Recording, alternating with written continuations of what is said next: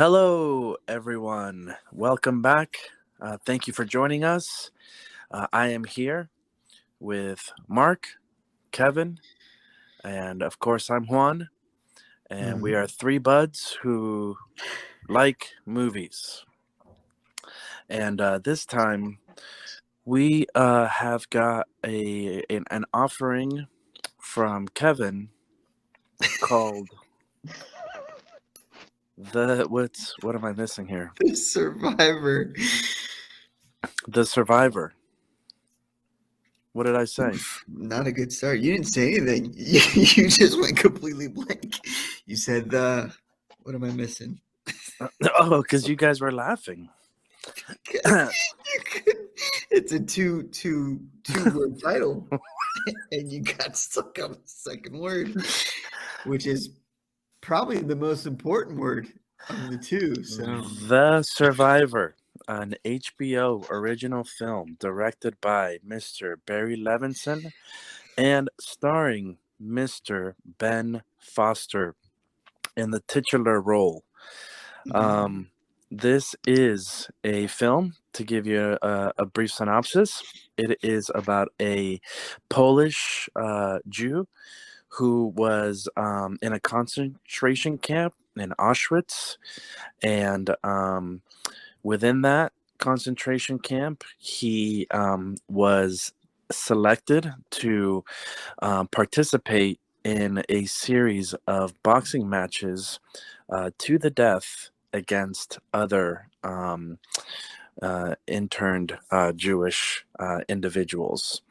So then, somehow he survives the concentration camp. The war ends. He makes his way to New York, where he becomes a semi-professional boxer, semi-successful.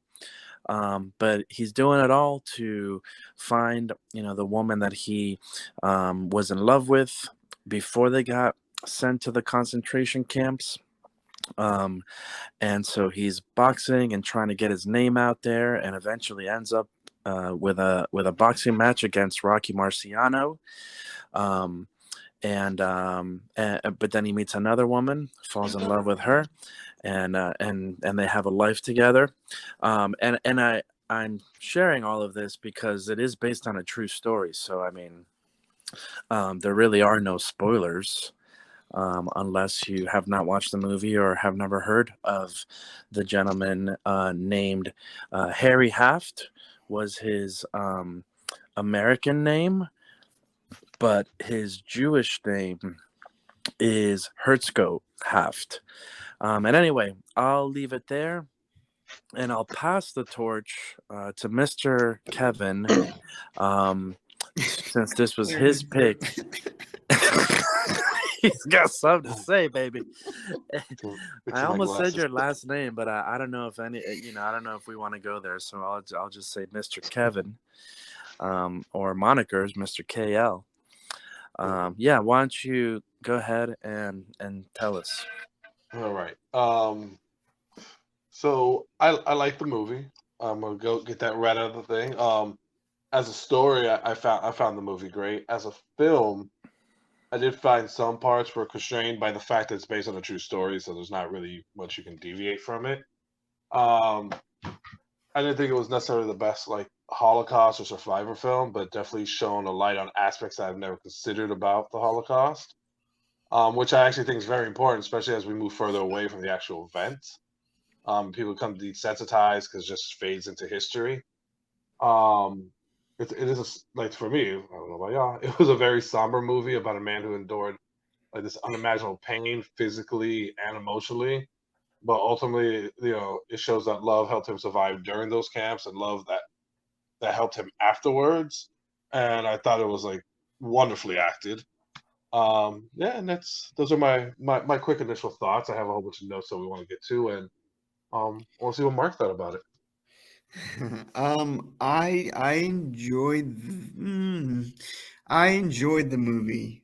I felt like it was two stories that were intertwined. I laughed because the beginning it said that these were memories from Harry Haft, and at the end of it, I felt like that. I felt like I watched someone tell me just random thoughts that came up in their head from all these traumatic experiences that they had, and I wish that this movie, The Survivor, was just about the surviving, because once it gets into his, older years, I don't like who he's become, and I feel like it's a completely different movie. So yeah, I enjoyed it, but it was very clunky. Clunky. Um, Well, yeah, I liked it. I could see the clunkiness, although I think it is important to keep in mind, again, even based off of the title and not knowing anything about it, I don't think it's necessarily like super obvious, but it is like a biopic, right? Where it's not necessarily about World War II. That was a major event in this guy's life, but it's about this man, and all of those parts make up, who he is, and I think it's telling his story. Um, I'd say for Kevin's comment about it being wonderfully acted. I mean, for me, that is, I mean, an understatement. In my opinion, I, we don't know what well, so would this have been nominated for like would this have been in this year's Oscar nominated movies? Yeah, Or it should have been because I think I released in Um, October or yeah. September of I, it last I year. was it was in film festivals on 2021. September. Yeah. Yeah, September. yeah, I mean, I don't know how Ben Foster was not nominated for best actor. I mean, everything was there. He had an accent. He transformed through different stages of this man's life, even a physical transformation, which was extreme and just incredible. Um, I, for me, in some ways, I guess I think the movie kind of failed him, and I'll give you a great example, maybe a little bit later. But I think that the movie could have done a better job of even just giving him more opportunities to like when it gets dark or deep to really allow him to go dark and deep, and it does that to an extent. But again, I have an example where it's like I think it really fails him. But again, yeah, this one is not so much about like the cinematic qualities or this or that. It's like it's an important story, like Kevin said. I wrote a note that said that I hope that these stories never stop being made and being told, because they're that important, and I think Kevin did mention a good, or I think it was Mark, I'm not sure which one of you guys, but said that this was maybe an aspect of the Holocaust that we had never seen before, just the savagery of what some of these individuals were put through, on top of just one of the most vile um, events that's ever happened. So it was powerful. Yeah, incredible acting. Good story. I mean, I did. I do, relate to Mark where he said, he didn't like the character towards the end, and I was definitely drifting toward that. And I think the movie again did a good job reminding you why he is the way he is. Like this guy, what carried this his whole life. He had this trauma, and it was always impacting his relationships and his personality and whatnot. So I was into it. I think it did maybe drag a little bit there towards the end at some parts, but overall, I mean, I was hooked. I was engaged. I thought it was a fascinating, heartbreaking story with a happy ending, though. So yeah, I liked it. So the reason why I say that it feels clunky is because there were some moments, and it was always when he was in Auschwitz, or Now he wasn't in Auschwitz yet, but when he was in the concentration camp, those scenes were, I mean, the acting for like every single one of those, it just had me by the balls. And then it goes back to, you know, him, and he looks like a Russian mobster now. I'm like, I don't know who he is anymore.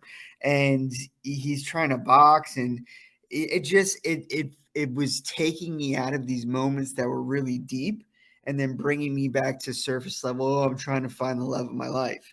And I understand that was the whole reason he got through those, you know, years or months or however long it was, you know, because he wanted to see her again. But you know me and love stories, it's like I don't really care for it. So I wish that the survivor would have been him surviving in that concentration camp, and then he gets out, and you know, we see him having the hope of finding her, and then it ends there.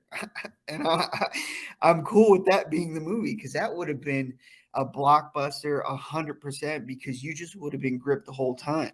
You know, when he when he had that hair slicked back, you know, he looked bloated, and I get it. He's supposed to be older, but it was night and day. And I guess that's how it's supposed to be, because it was just such a big traumatic moment in his life. You know, and and the callbacks to it were great. Like when in that scene when he first got married, and you think they're about to have sex, and all of a sudden that scene pops up, but that happens after we see him killing the officer. So kind of like, I'm like, wait a minute, man, he did that too. So it's just I just wish we got just the concentration camp story, and that was it.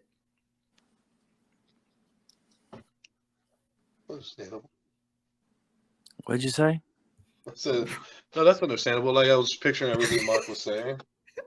No, like no, because like the black and white stuff does like flip around a lot. Like stuff that happened later happens earlier. Right. Yeah. It was kind of all over the place, you know? And so that was kind of like, I didn't think his friend Jean was that important to him until he beat him up.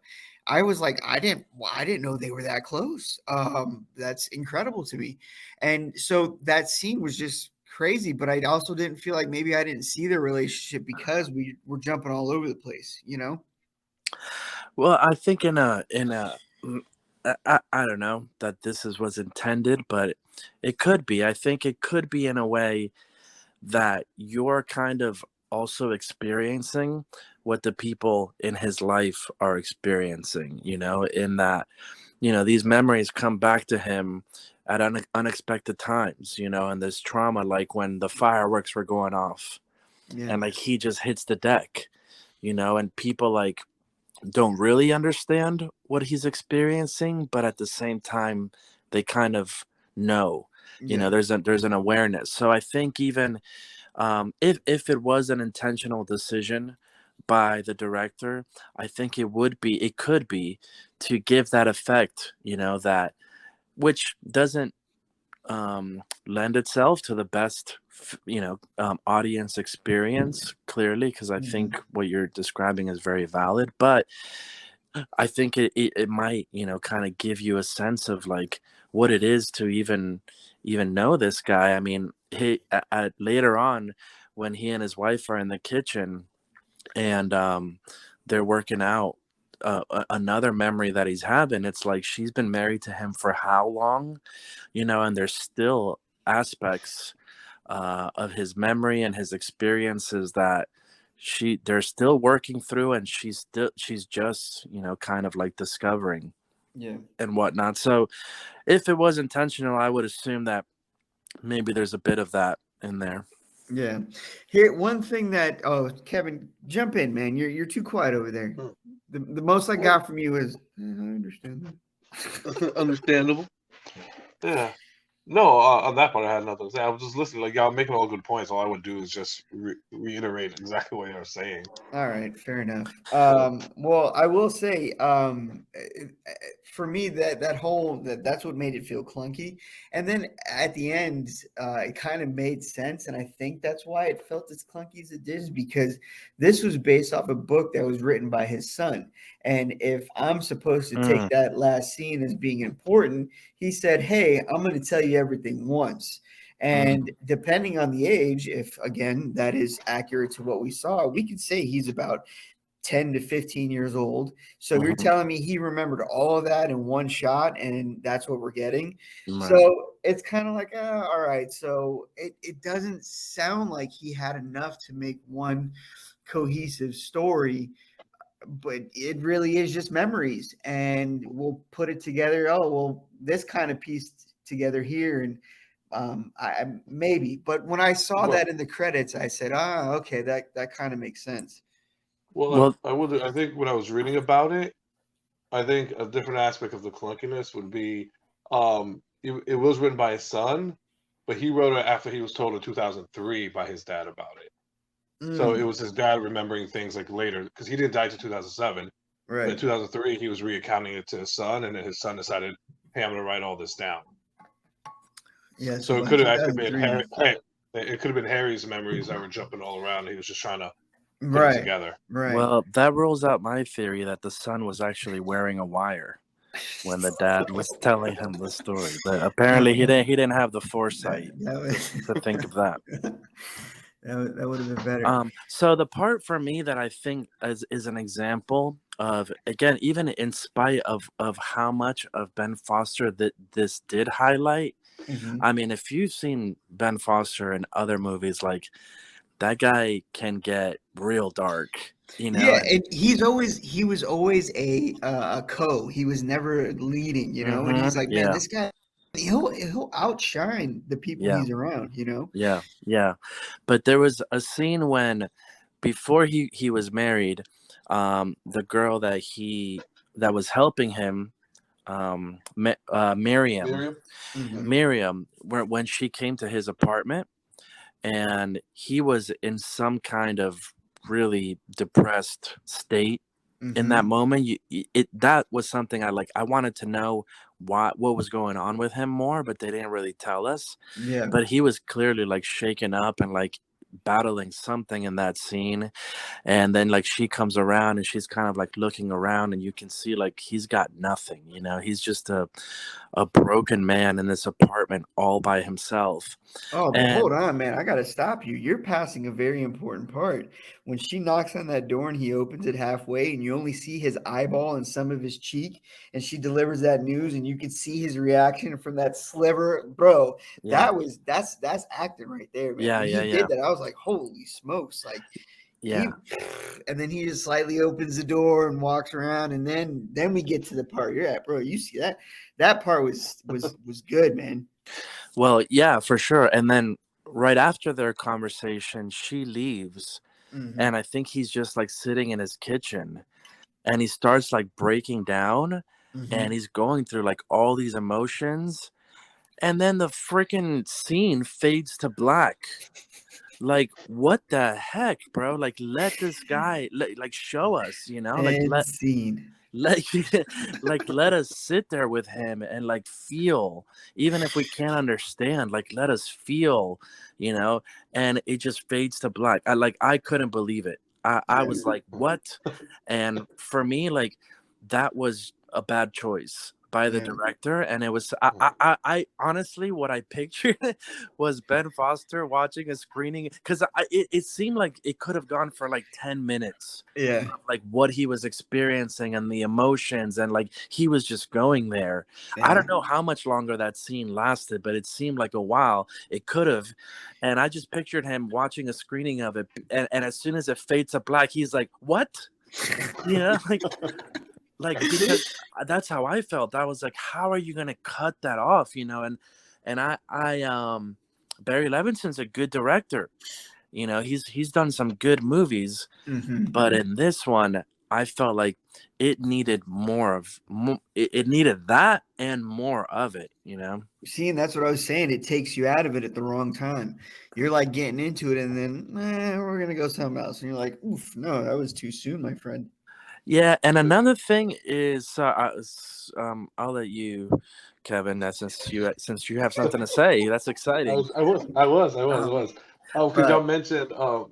He's just gonna go. Okay, screw me. Go ahead. You said you let me go. You said I thought you let me go. I was after I made my point, but yeah, go ahead, man. It's all yours. He's putting your spot in line. because Mark mentioned the eye part. You mentioned the part where he was breaking down and all this weight. Like, Yeah. and again, I don't know if this is gonna make sense, but I was like, oh, I gotta get it in here. It really felt like Ben Foster, like for lack of a better term, he was playing. It almost felt like he was like a clenched fist, Harry. And every once in a while, he would just relax, and you would see like these emotions, and then it would clench back up. Like even with the eye thing, I just because he just felt so wound up and tight, like he was carrying so much in him. That Yeah. every time you saw these emotions, it felt like this clenched fist was just relaxing, and then something would happen, he would clench back up, or he'd close back up, and I just thought that was very powerful. That's what y'all reminded me of when y'all were talking about like the eye through the door and when Yeah, he and was you could breaking feel down. it, man. You could feel it. Yeah, Like you could feel like, oh, something's going on. yeah. Yeah, that's definitely that there was a lot of that tension. Um, I really think this movie, my other big point about it is I really think it needed like the Disney touch. And what I mean by that is not that kind of touch that Disney's more known, but like Remember the Titans or something, like these movies where it hits those emotional points so Yeah. hard, right? Yeah. Like the score, the lighting, um, like so I wish although I still enjoyed it and I think it's still important as it is as a biopic, to just have even more of those cinematic qualities, where there's the music and all these things that kind of help you, give you a boost, to again to kind of feel everything that's going on, because there still was, I think Mark hit on this, but there still was throughout, a certain level of detachment, because how can you relate to this guy? We none of us have experienced, an ounce of what this guy has been through. So a film needs those other elements and those components to transport us, you know, into a place where we can at least um, relate somehow to just the emotion, or the power of the moment. Yeah. The scenes in the concentration camps, I mean, every single one of them were, I mean, they were emotional, they were tough, they were, I mean, gut wrenching. That scene where he's picked by the Nazi to become a boxer, I mean, they're throwing dead bodies into Yeah, graves that are on fire. yeah, And I want to believe that it wasn't really like that, but it probably really was. yeah. But the the lack of like disregard for another human being is just baffling to me. Mhm. And I mean, just though you see that, and then we go back to him, and he looks like a stuffed meatball.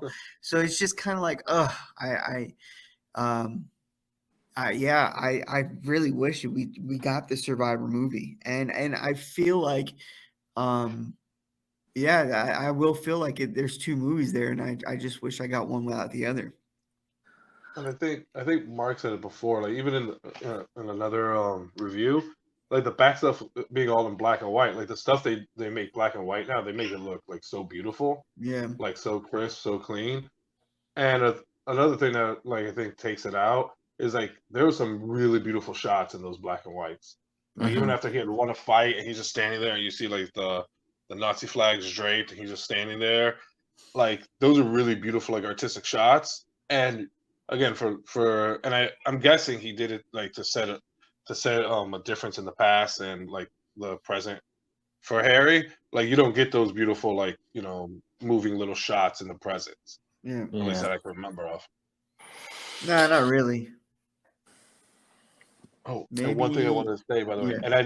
and I never noticed this, but man, the sound editing in this movie was so good. It was like so intense at some parts, like when they're hitting each other in the past, and like you just hear, you could just hear like blood splattering and Yeah. just like bodies getting hit. I thought it was really good. I was like, and I never noticed sound editing, but I was like, wow, that's really good.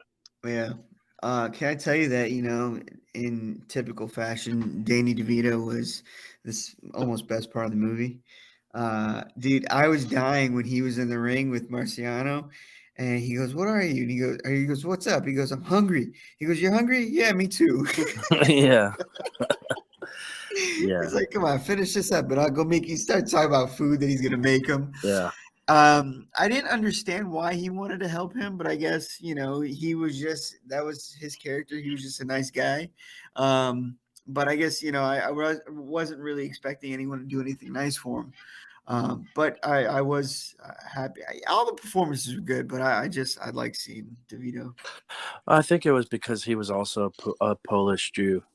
No, yeah. That's right. But They had that. I would say, a character that I wasn't crazy about, and I don't think it was the actor's fault, but like the journalist, Mm-hmm. um, Sarsgaard.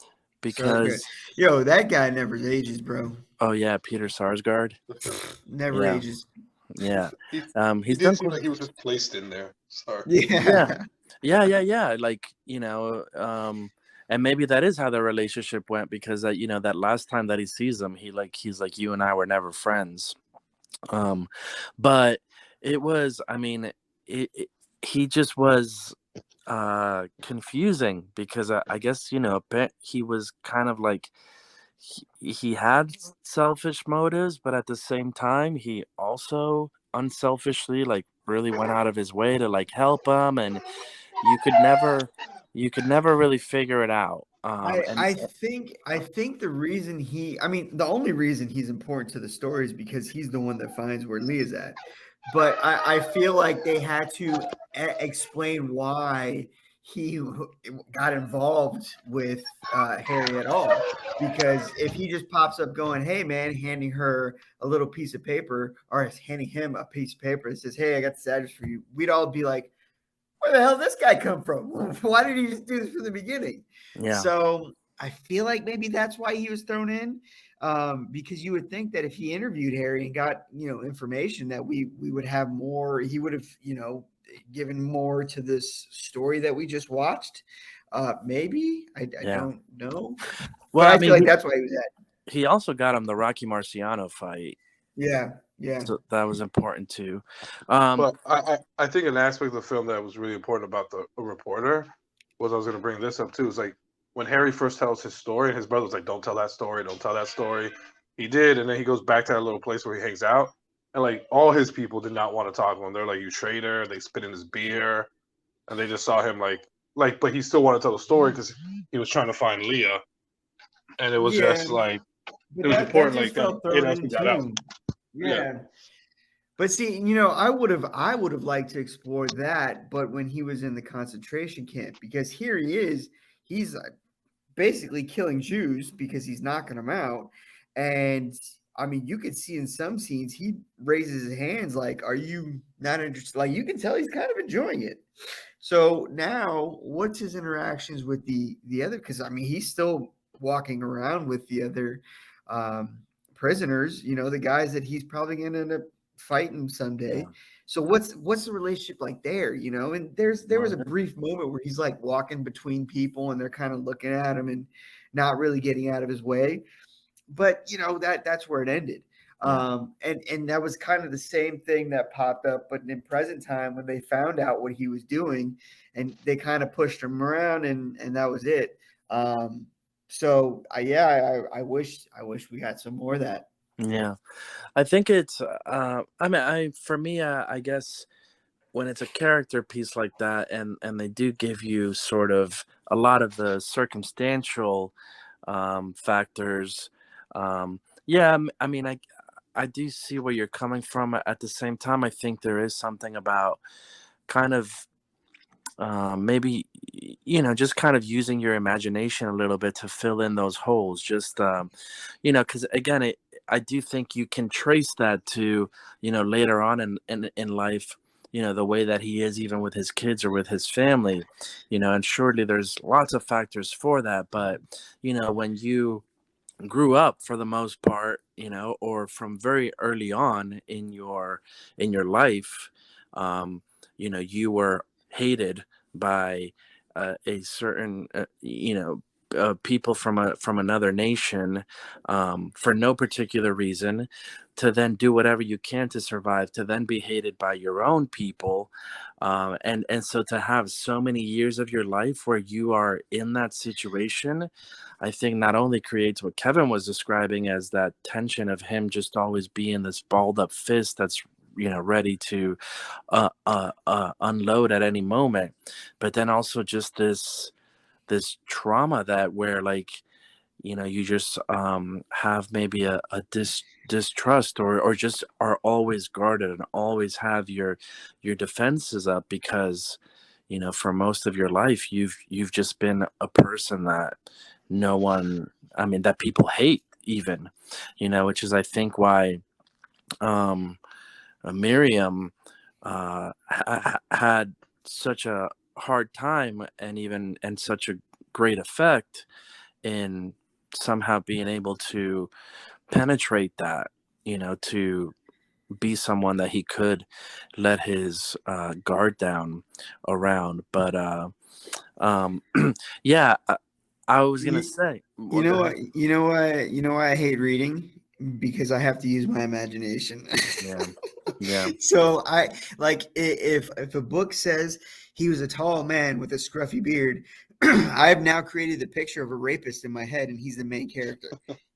Like I'm not good at imagining things. So mm, if and that's why I like my handheld in movies, because hmm, because my mind just doesn't yeah, like that. Like if you're gonna give me a super detailed paragraph on how this food tastes, then yeah, I could probably envision that. But if you hmm, just say, "Oh, it was bland with a yellowish color," I'm like, "Yo, that sounds like snow that's been peed on."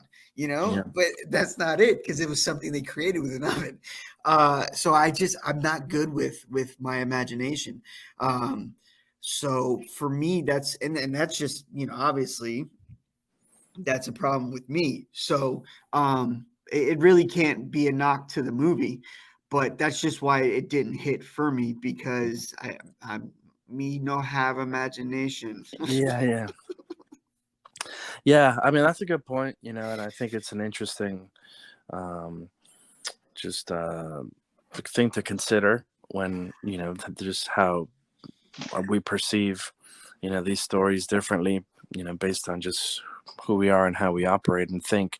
Yeah. But yeah, I think one of the most important underlying um, things that this movie presents ultimately, even that you can even infer from the title, The Survivor, is this moral dilemma that that actually has been um, detailed in previous, actually even World War II and even Holocaust pics, where oftentimes people had to make terrible decisions and choices. But as the survivor, I think the moral um, challenge at the heart of the film is, you know, if you were in that situation that um, Harry Haft was in the concentration camp, where he wasn't even necessarily a boxer before that. I mean, it's the German that taught him. He just happened to have a really strong Yeah, I right mean, hook. right. Right Yeah. hook, yeah. So, but he was thrust now into this situation. And I think the German also said, there's always a choice. And then Harry repeated that later on because it always stuck with him, and that was part of his guilt and shame before his sort of moment of redemption with God, even. But it was always this thing of, he had a choice. And Mm. and as much as, you know, we can maybe boil it down to, well, no, he didn't have a choice because it was either that or death. Like, um, But that's still there a choice. exactly, that is still a choice, and there are instances in which we've seen people take the other choice. So, I mean, I couldn't help throughout the movie just kind of go back and forth, just sort of like debating that in my head, like, um, what what was the right thing to do or the honorable thing to do, or and you see it in the animosity that these people had toward him, which is super judgmental, as if they would have made a better choice if they were in his shoes. And you could argue, based on the outcome of the movie, that he made the right choice because he had a beautiful family, met a wonderful woman, lived in the greatest country ever, and then He even ended up with his end result. well, and got to have his son then tell his story, right? To continue to share about the Holocaust and about what someone like he endured. So it's very easy to make the argument, that he did make the right choice, but ultimately, I mean, I think that's always the question, without judgment, just kind of saying, man, it's because he killed, he knew that he was that it was him or these people, right? He actually did kill someone. Right. I mean, he asked He them. choked out his friend. I know, but he did it. Yeah. And dude, so that scene was tough, man. He was saying that Yiddish prayer. That was or that prayer in Yiddish. Well, and even the Germans were getting like like teary-eyed. The general, whatever he was. Yeah. He had also like he also had a kid, like Harry, like not only all the stuff, like there was such a shame and a burden where I think there's one part where he's like, we weren't friends, I was his pet. You know what I mean? And I think that like stuck to me, like where we don't know what that feels like to be like someone's like, you have to do whatever this person says, and because you're trying to survive. And there's sort of a level of shame that like, hey, I couldn't, even as a man, I couldn't do what I wanted to do. I had to do what he told me to do. And there was a statement that the Nazi guy said that like, oh, like your people didn't even fight back, even though you saw everything that's happening, none of you fought back. It's like, what do you mean we didn't fight back? Because you didn't. Like you saw it and you took it, and it's underpersonal. I don't hate y'all. It's just the machine. Yeah. You know what I mean? And that's the stuff that he had to like see. It was just the machine. That hit me. I was like, oof, just the machine. Yeah. And that's, I mean, it explains, I mean, that wasn't the reason for all of the Nazis who participated in that, but for some of them, I mean, that's this mentality that allowed them to view certain individuals as less human, which I think is what, because that comes up multiple times, what you said, Kevin, not only and I just made that, I think I just kind of made that connection, or it solidified even more. But, when he made that statement about being, that guy's pet, and then, the nickname that the Germans had for him when he was in the ring was Animal Jew. I think that those are all little hints or subtle reminders that the screen writer is throwing in there, of saying like, remember that these Germans viewed the Jewish people as animals, as something less than human. I mean, I think I don't remember if it was in Inglourious Bastards, here we always come back around to Quentin Tarantino. But that opening scene in Inglourious Bastards, Landa, Colonel Landa or whatever, is describing to the farmer, that the type of animal that he considers Jewish people to be.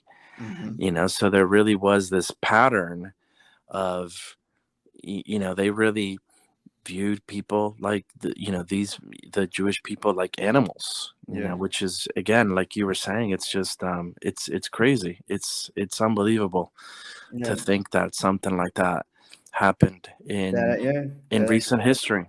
And it's hard for even, like, I think even when they were training him, I don't think they named him the Black Boxer. He's like, I know why people hate us because white and black, but like, why do they hate you? Y'all all you guys are white. You know what I mean? So it was even foreign to people who suffered from racism, like why this was happening to the Jews. Yeah. Crazy stuff, man. But yeah, ultimately, it still confounds me, man. How was Ben Foster not nominated for Best Actor? No, I think he got robbed by not even being nominated. He was in Um, every scene, wasn't he, of this movie? yeah, pretty much. I'm trying to think of the scene he wasn't in. Yeah, But yeah. I wonder why it wasn't nominated. yeah. Mm. Because because you know why? Because he wasn't like 12, and it wasn't with a woman who was like 36. Oh, That's why it jeez. wasn't Yeah. nominated. Oh, Yeah, boy. there's probably more truth to that than you want to. But look, no. But look on this is on Wikipedia. It says the film had its world premiere at the Toronto International Film Festival in September 21 and was released on HBO on April 27, 2022. But I guess the film festival release counts for Academy Awards. Yeah, because that's when it's officially released. Yeah. Yes. That's crazy, man. That's nuts. I'm trying to remember the guys that were nominated. I know Will Smith won. I know, dude. Denzel was nominated for that Shakespeare. That was not that good. I saw that. Oh, I've been dying to see it, man. I mean, the movie was good. It was very creative, but Denzel was not that good. He definitely was not better than Ben Foster was in this movie, in my humble opinion. I think it was Javier Bardem for being the Ricardos. Mm-hmm. Benedict Cumberbatch for The Power of the Dog. Oh, yeah. Mr. Andrew Garfield for a movie we reviewed called Tick Tick Boom. That's right. And then Will and Denzel. He did sing pretty well. Well, yeah, Tick Tick Boom. I mean, I'm not gonna hate on he definitely deserved to be up there, but Yeah. Ben Foster, I think, deserved it too. Maybe they're just not fans of Flash Forward. Officer, I would like to report a robbery. Dude, Mark, did you see Flash Forward when you were younger on Disney? Flash forward. No, I wasn't allowed to watch Disney. Dude, so you've never seen Ben Foster in that? No. Dude, yeah, I don't know what that is. it's what throws me off every time about seeing him, and I actually thought, because his roles are, they tend to be pretty dark. Most of his roles, I thought this guy snapped, and like went crazy because in Flash Forward, dude, he was so funny. And he was like a Shia LaBeouf in Even Stevens. Like they were very. He's played a lot of roles like that. He's been all over the place. Ben Foster? Yeah. I don't remember the last movie that he did that was like a lighter, funny, comedic role. No, it's been a while. I mean, yeah. I'm quickly pulling up Ben Foster so you can ask me, well, what was the last one? I'm gonna go, oh, I didn't know you were gonna ask me right now. Well, I know. I mean, the last one I saw was Hell or High Water. I never see that. Oh, dude, that's a really good movie. I never saw Lone. Yeah, it is. I never saw Lone Survivor. But I think he was in Lone Survivor, and I heard that was pretty good. Lone Survivor? Yeah. Yeah. The war movie. Who's the main guy? What's his name? Mark Wahlberg. Mark Wahlberg. Yeah. Say hi to your mother. Yeah. But I think he plays Marcus Luttrell. Yeah, see, like all the popular movies that he was in, he was just like a co. He was in War. Dude, if you like him, you should see Hell or High Water, man. He's at his craziest, and he's Robin Banks. Yeah, but isn't that a Western? No, it's not a Western. It's set in Texas. It's not a Western. Sounds pretty Western. He was an X-Men The Last Stand. All right. I'm ready. Yeah, we go off. Yeah. I'm ready to review before we jump into that. Any final thoughts? I have a little piece of trivia. Do you know where Harry Half died? Oh, hold on. Don't Google it. I'm gonna say Chicago. Okay, Juan, do you have any ideas? I guess I'm wrong. That boy hit me with that. Okay. At a Yankees game in the Bronx. No, down the street from where me and Marc live in Pembroke Pines, Florida. What? In 2007, we could have ran into him in our younger days. We probably did. Like That when I was makes researching this, I'm like, this is the last thing I would have expected to see. He probably frequented flippers. I guarantee it. that is Best so bang for your that buck is in those movies. listen for we're all from South Florida and we can all attest that that is very stereotypical that he ended up in South Florida wearing some short pastel shorts and some white shoes I probably. live in Country Village. No, I don't really have any. Well, I guess my final thoughts would be just my review. So I guess I'll save it.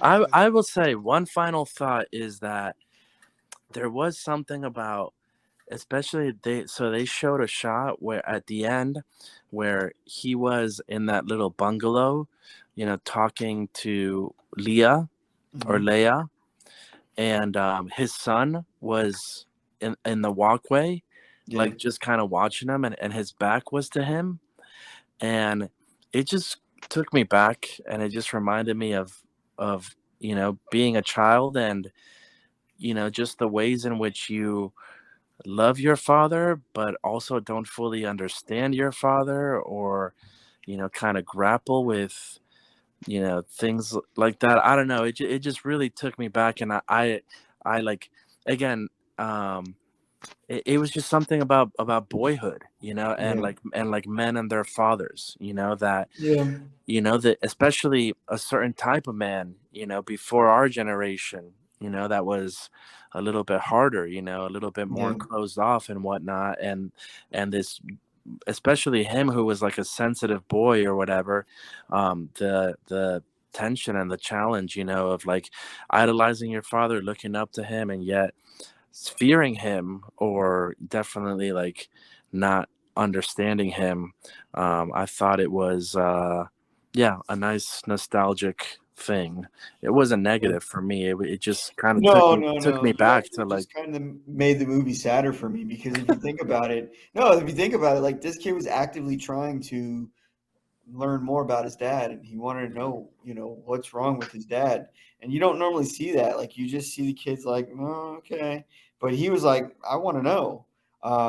And the fact that he wasn't getting that and he's standing it was weird that he came outside. I mean, I guess he was curious.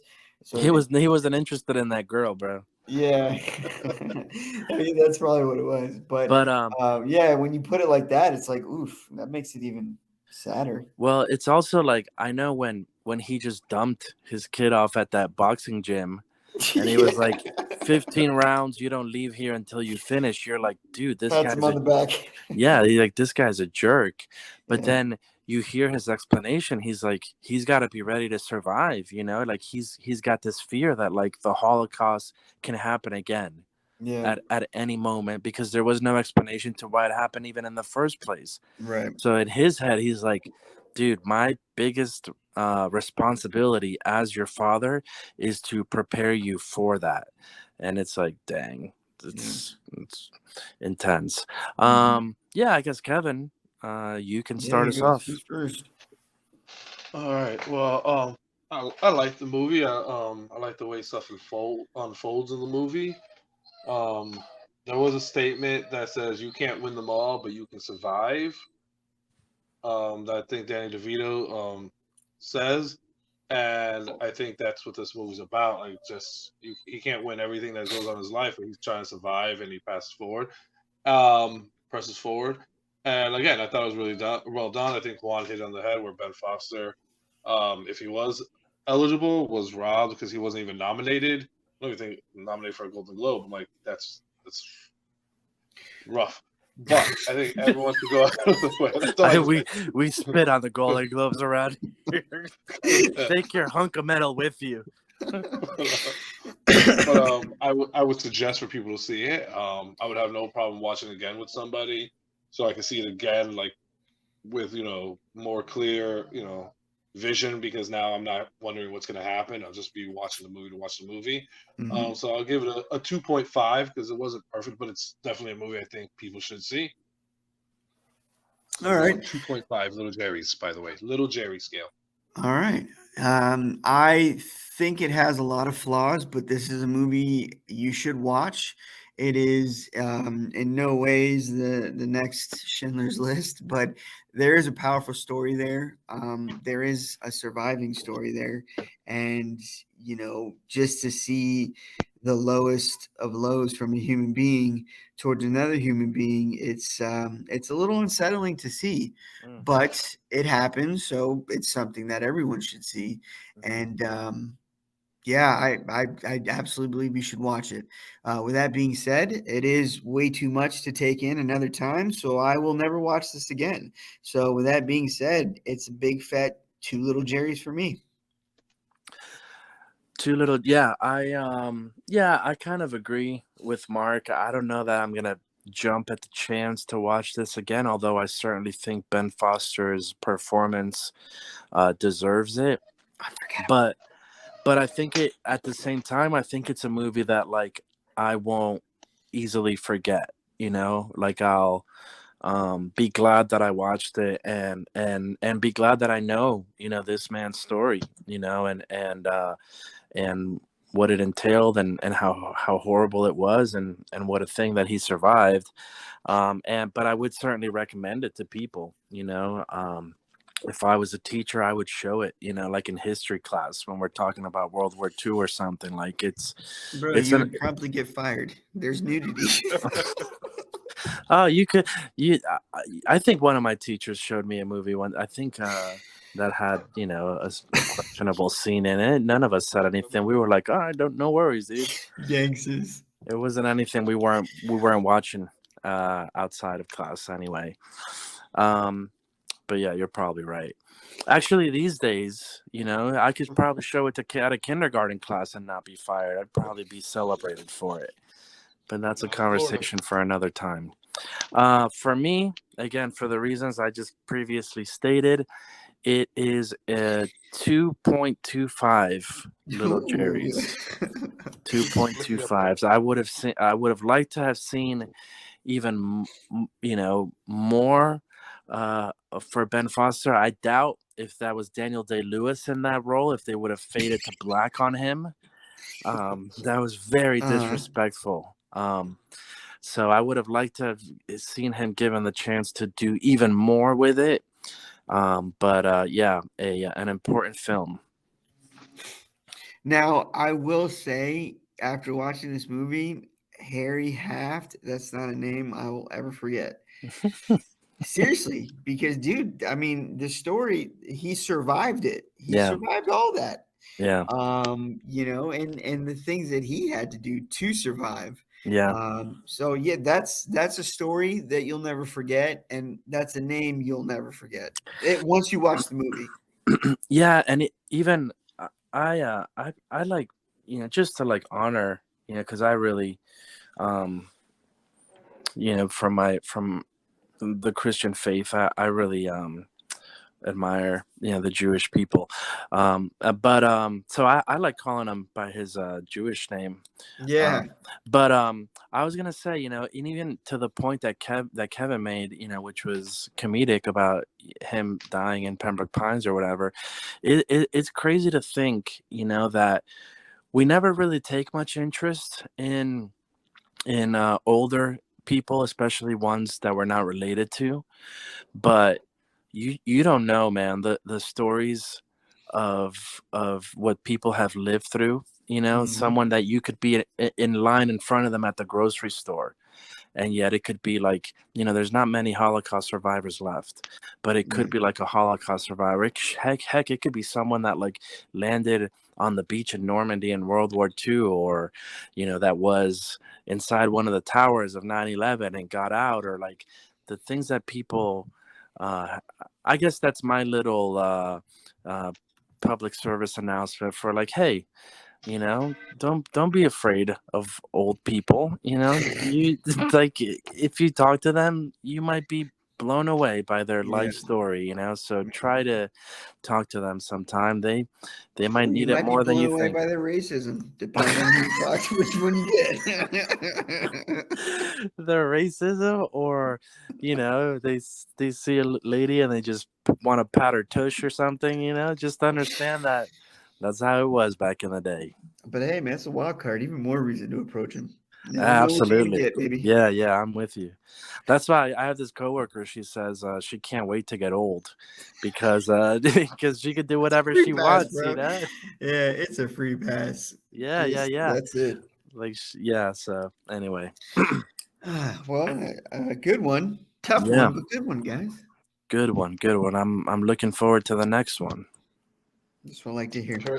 which will be Mark's pick. Yeah, buddy. Awesome. I hope it's Alright. one of the good Mark picks. Wild card. See you. Peace out. All right. Love you. Love y'all. Later. Bye. Cutter-Rooski.